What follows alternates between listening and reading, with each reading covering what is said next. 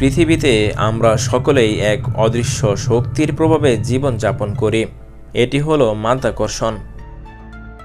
নিউটনের সূত্র অনুযায়ী প্রত্যেকটি বস্তু পৃথিবীর কেন্দ্রের দিকে আকৃষ্ট হয়, কিন্তু যখন আমরা পৃথিবীর সীমা ছাড়িয়ে মহাকাশে যাই, সেই নিয়ম যেন আর কাজই করে না। মহাকাশে ভরশূন্য অবস্থায় মাধ্যাকর্ষণ প্রায় শূন্য হয়ে যায়, তাই সেখানে খাবার খাওয়া আর পেটে যাওয়ার প্রক্রিয়াটিও একেবারে ভিন্ন।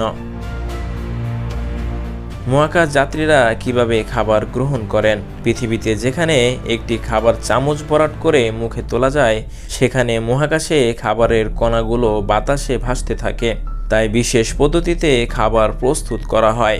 খাবারগুলো সাধারণত শুকনো বা হালকা আর্দ্র অবস্থায় প্যাকেটবন্দি থাকে। এর সঙ্গে থাকে ছোট ছোট পাইপ বা চুয়ে খাওয়ার মতো যন্ত্র। পানীয় বিশেষ পাত্রে রাখা হয় যাতে তা ভেসে না যায়। মজার ব্যাপার হলো, মহাকাশে ভরশূন্য অবস্থায়ও মানুষের শরীরের অভ্যন্তরীণ প্রক্রিয়াগুলো ঠিক একইভাবে কাজ করে। যেমন খাদ্যনালী বা ইসোফেগাস খাবারকে পেটে পৌঁছানোর জন্য স্বয়ংক্রিয় সংকোচন ও প্রসারণের মাধ্যমে কাজ করে। এর নাম পেরিস্টালসিস।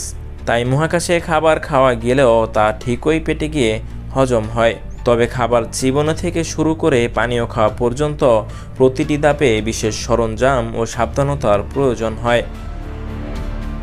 মহাকাশে খাবার খাওয়া নিছক দৈনন্দিন কাজ নয়, এটি বিজ্ঞান ও প্রযুক্তির এক অসাধারণ উদ্ভাবনের ফল। আর এর মাধ্যমে আমরা বুঝতে পারি মহাকাশে ভরশূন্য অবস্থায়ও জীবন কতটা চমকপ্রদ ও শৃঙ্খলাবদ্ধ।